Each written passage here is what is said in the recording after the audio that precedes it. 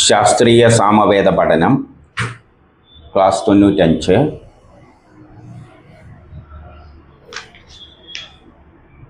നമ്മൾ ഉത്തരാർജിതത്തിലെ 6-ാമത്തെ അധ്യായത്തിലെ 2-ാമത്തെ ഖണ്ഡമാണ് നോക്കുന്നത്.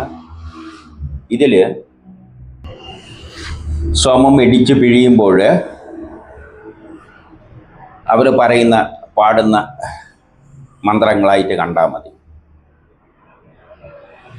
അപ്പോൾ പറഞ്ഞു തന്നെ റെപ്പിറ്റേഷൻ എല്ലാം കാണും, തിരിച്ചും മറിച്ചും എല്ലാം പറയുന്നതായിട്ട് നമുക്ക് തോന്നും. യഥാർത്ഥത്തിൽ അവർ പിഴിഞ്ഞെടുക്കുമ്പോൾ പറയുന്നതാണ്. എന്താണെന്ന് നോക്കാം.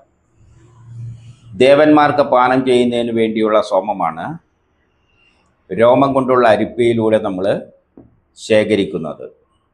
നീ ശത്രുക്കളെ സംഹരിക്കുന്നതാണ്. പോരാട്ടത്തിൽ ശത്രുക്കളെ സംഹരിക്കുന്ന സോമം എല്ലാ ഹിംസകന്മാരുടെ മേലും വിജയം നേടുന്നു എന്ന് പറയുകയാണ്. ദേവന്മാർക്ക് പാനം ചെയ്യുന്ന സോമം. ദേവന്മാർ എന്ന് പറയുന്നത് പ്രപഞ്ചത്തിലുള്ള എല്ലാം ദേവതകളാണ്.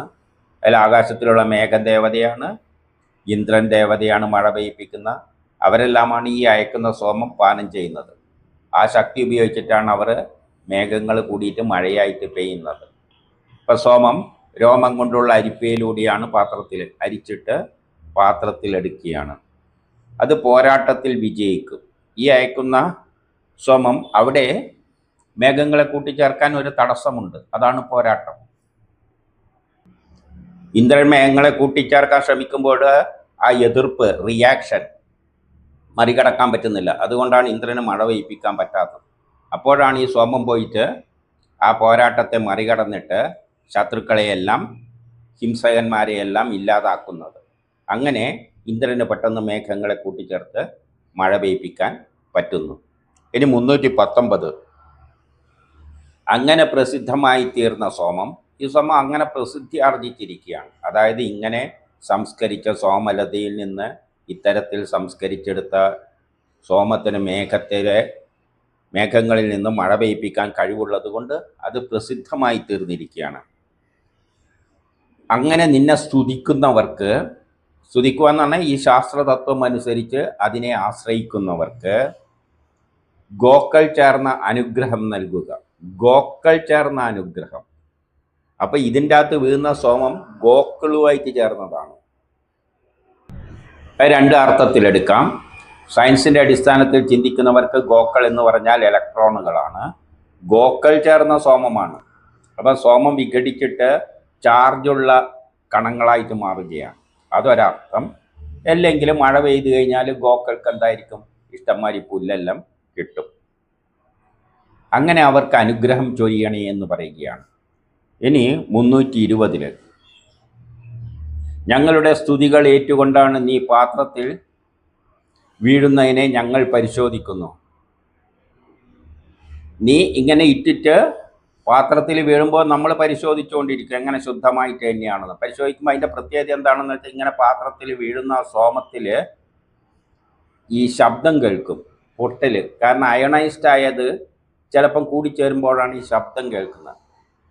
അങ്ങനെ പരിശോധിപ്പിക്കപ്പെടുന്ന സോമത്തോട് പറയാണ്, ഞങ്ങൾക്ക് എല്ലാവിധ ധനവും നൽകി അനുഗ്രഹിക്കുക. എങ്ങനെയാണ് ധനം നൽകി അനുഗ്രഹിക്കുക? അത് മുകളിൽ പോയി മഴയായി പെയ്തു കഴിഞ്ഞാൽ കൃഷിയെല്ലാം നല്ലോണം വികസിക്കും, അതിലൂടെ ധനം നേടും. ഇനി 321. അങ്ങനെ ഇന്ദ്രനായി ഹവിസർപ്പിക്കുന്ന, അഗ്നിയിലർപ്പിച്ചിട്ട് അങ്ങ് മുകളിലേക്ക് വിടുന്ന സോമത്തോട് പറയുകയാണ്, എന്നിട്ട് സ്തുതികളെ ആലപിക്കുന്ന നമ്മളിപ്പോൾ സ്തുതിച്ചുകൊണ്ടാണ്, ഇതെല്ലാം അതിൻ്റെ പിന്നിലുള്ള സയൻസാണ് ഇവരെയും ചൊല്ലിക്കൊണ്ടിരിക്കുന്നത്. അങ്ങനെ സ്തുതിച്ചുകൊണ്ടിരിക്കുന്ന ഞങ്ങൾക്ക് കീർത്തിയും ധനവും നൽകി അനുഗ്രഹിക്കുക. കീർത്തി എന്ന് പറഞ്ഞാൽ മഴ ഇങ്ങനെ കൃത്രിമമായിട്ട് മഴ പെയ്ക്കുന്നത് വലിയ കീർത്തികരമായ ഒരു പ്രവൃത്തി തന്നെയാണ്. പിന്നെന്താണ്? ധനവും നൽകി അനുഗ്രഹിക്കുക. നമുക്ക് ഇഷ്ടംമാതിരി ധനം കിട്ടും, കൃഷി വികസിക്കും. അതുകൊണ്ട് ഇനി 322. ഞങ്ങളിൽ നിന്ന് ഉയരുന്ന എല്ലാ സ്തുതികളും എന്ത് വേണം?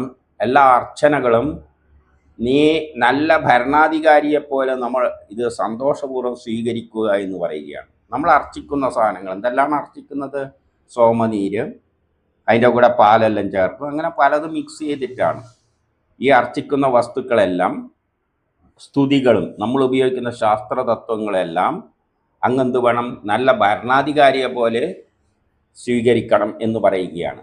നല്ല ഭരണാധികാരി, അതായത് അത്രയും ശാസ്ത്രീയമായി നമ്മൾ ചെയ്യുമ്പോൾ സോമം അതിനനുസരിച്ച് ശുദ്ധമായിട്ട് പാത്രത്തിൽ വീഴും, അതിൻ്റെ കർമ്മം നിർവഹിക്കും. ഇനി 323, അങ്ങനെയുള്ള സോമം സംസ്കരിക്കപ്പെട്ടത് പാത്രത്തിലേക്ക് ഒഴുകുകയാണ്. അങ്ങനെ അവർ പിഴിഞ്ഞുകൊണ്ടിരിക്കുമ്പോഴാണ് ഈ ചൊല്ലുന്നത്. അപ്പം അത് സംസ്കരിക്കപ്പെട്ട് നമ്മുടെ പാത്രത്തിലേക്ക് വീണുകൊണ്ടിരിക്കുകയാണ്. യജ്ഞത്തിന് തുല്യം ദാനം 324, യജ്ഞത്തിന് തുല്യം ദാനം ആഗ്രഹിക്കുന്ന അല്ലയോ സോമത്തോട് പറയുകയാണ്. യജ്ഞം ചെയ്യുമ്പോൾ, നമ്മൾ പ്രവൃത്തി ചെയ്യുമ്പോൾ നമുക്ക് ദാനം കിട്ടുകയാണ്. എന്ത്? മഴയായിട്ടാണ് ദാനം കിട്ടുന്നത്. ആരാണ് ദാനം തരുന്നത്? സോമമാണ്.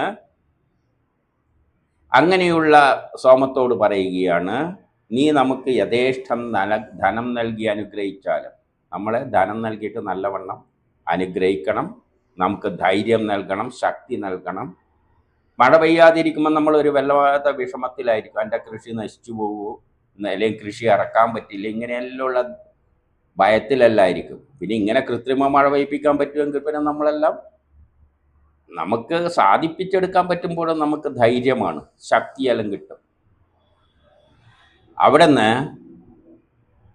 ദശാപവിത്രത്തിലേക്ക് വീഴുക. അങ്ങനെ പിഴിയുമ്പോൾ പറയുന്നത് കൊണ്ട് അത് റിപ്പീറ്റ് ചെയ്യുന്നതാണ്.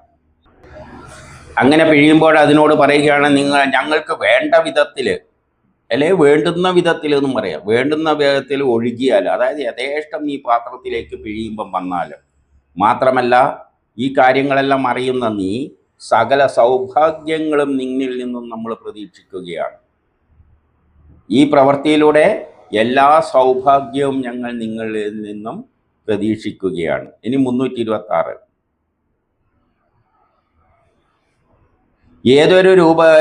ഏതൊരു വിധമാണോ അന്നരൂപമായ സ്തോമത്തെ സ്തുതിക്കുമ്പോൾ സ്വശക്തിയാൽ പ്രകടമാകുന്നത്. അന്നരൂപമായ, അന്നമാണ് യഥാർത്ഥത്തിൽ, കാരണം നമുക്ക് അന്നരൂപമാണ്. ഈ സോമം കൊണ്ട് മഴ പെയ്തു കഴിഞ്ഞാലാണ് നമ്മൾ കൃഷി ഉണ്ടാകുന്നത്, അന്നം വിളയുന്നത്. അപ്പം അന്നരൂപമായ സോമമാണ് നമ്മളിവിടെ സംസ്കരിക്കുന്നത്. ഏത് സ്തോത്രത്തിൻ്റെ ശക്തിയാലാണ് നീ പ്രകടമാകുന്നത്? അപ്പം ശരിയായ സ്തോത്രം ഉപയോഗിച്ച് നമ്മൾ അതിനെ പ്രകടമാക്കാൻ ശ്രമിക്കുമ്പോൾ നീ എന്ത് വേണം? അങ്ങനെ നമ്മൾ നടത്തുന്ന യജ്ഞത്തിലേക്ക് നീ വരിക. ഇപ്പം നമ്മളങ്ങനെ ശാസ്ത്രത്തിൻ്റെ അടിസ്ഥാനത്തിൽ യജ്ഞം നടത്തുമ്പോൾ നീ ധാരയായിട്ട് നമ്മളെ പാത്രത്തിലേക്ക് വരിക. ഇനി 327, ആ സോമത്തോട് പറയുകയാണ്, ഞങ്ങൾക്ക് പശുക്കളെയും കുതിരകളെയും എല്ലാം നൽകി അനുഗ്രഹിക്കുക. അങ്ങനെയുള്ള ഒരു നല്ല ദിവസം നമ്മളെ കൊണ്ടെത്തിച്ചാലും, അതായത് പശുക്കളും ഗോക്കളും എന്നെല്ലാം പറയുമ്പോൾ കൃഷി ഉണ്ടാകുമ്പോൾ എന്തുണ്ടാവും? നല്ലോണം പശുക്കളും പശുക്കളും കുതിരകളും, അന്ന് കുതിരകളും പശുക്കളും എല്ലാം തന്നെയാണ് പ്രധാനം. അതെല്ലാം നമുക്ക് യഥേഷ്ടം നമുക്ക് കൊണ്ടെത്തിച്ച് തന്നാലും. 328 പറയാണ്, ആയിരങ്ങളിലൂടെ മേൽ ജയം നേടുന്ന അല്ലയോ സോമമേ. ആയിരക്കണക്കിന് മേഘങ്ങൾ, അവിടെ മേഘകണങ്ങളെ കൂട്ടിച്ചേർത്തിട്ടാണ് മഴ പെയ്യിക്കുന്നത്. അപ്പൊ ആയിരക്കണക്കിന് ആളുടെ മേൽ ജയം കൊയ്യുന്ന സോമമേ എന്ന് പറയുമ്പോൾ കണ്ടമാനം മേഘങ്ങളെ കൂട്ടിച്ചേർത്തിട്ട് നല്ല മഴ പെയ്യിപ്പിക്കാൻ വേണ്ടിയാണ് ഇതിനെ അയക്കുന്നത്. അതോട് പറയുകയാണ്, അവിടെ നിന്ന് എപ്പോഴും ശത്രുക്കളെ ജയിക്കുന്നു. ശത്രുക്കൾ എന്താണ്? മേഘം കൂടിച്ചേരാതെ അവിടെ നിൽക്കുകയാണ്. അത് ആ ശത്രുവിനെ ജയിച്ചിട്ടാണ് മഴ പെയ്യിപ്പിക്കുന്നത്. അപ്പം ശത്രുക്കളെ ജയിക്കുന്നു. ശത്രുക്കൾക്ക് നിന്നെ കീഴ്പ്പെടുത്താൻ പറ്റില്ല. അതായത് എത്ര പെയ്യാതെ മേഘം കൂടിച്ചേർന്ന് മഴയായിട്ട് പെയ്യാതെ മേഘങ്ങളാണെങ്കിലും വേറിട്ട് നിൽക്കുകയാണെങ്കിലും ഇത് പോയിട്ട് അതിനെ പെയ്യിക്കും. ഒരു ശക്തിക്കും അതിനെ തടുക്കാൻ പറ്റില്ല. അങ്ങനെയുള്ള സോമം വേഗം എൻ്റെ പാത്രത്തിലേക്ക് വീഴുക, പിഴിയുമ്പോൾ ചൊല്ലിക്കൊണ്ടിരിക്കുന്നതാണ്. ഇനി 329, സോമത്തിൻ്റെ രക്ഷാകവചമാകുന്ന ഈ ധാരകൾ നമ്മളെ രക്ഷിക്കാനുള്ള കവചമാണത്. മഴ പെയ്യാതെ കഷ്ടപ്പെടുന്ന ഞങ്ങളുടെ രക്ഷാകവചമാണങ്ങ്. എത്ര വേഗം അങ്ങ് ധാരകൾ എത്ര വേഗവും ഉണ്ടാക്കിയെടുക്കട്ടെ. അതായത് ധാരധാരയായിട്ട് അങ്ങ് പിഴിയുമ്പോൾ വരിക, പിഴിയുമ്പോൾ പറയല്ല, നല്ലോണം ആ നീരിങ്ങ് പോരട്ടെ. എന്നിട്ട് നീ ഈ പാത്രത്തില് ദശാപവിത്രത്തില് വന്നു വീണാലും. ഇനി 330.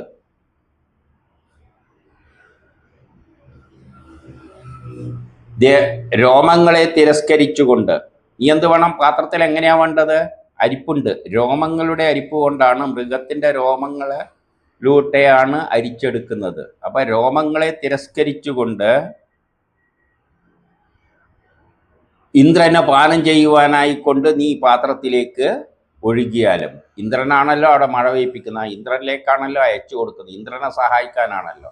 അപ്പൊ ഇന്ദ്രനെ പാനം ചെയ്യാൻ വേണ്ടിയിട്ട് നീ വേഗം തന്നെ ഈ അരിപ്പയിലൂടെ, രോമം കൊണ്ടുള്ള അരിപ്പയിലൂടെ അതിനെ തരണം ചെയ്ത് കടന്ന് പാത്രത്തിൽ വീണാലും. ഇനി 331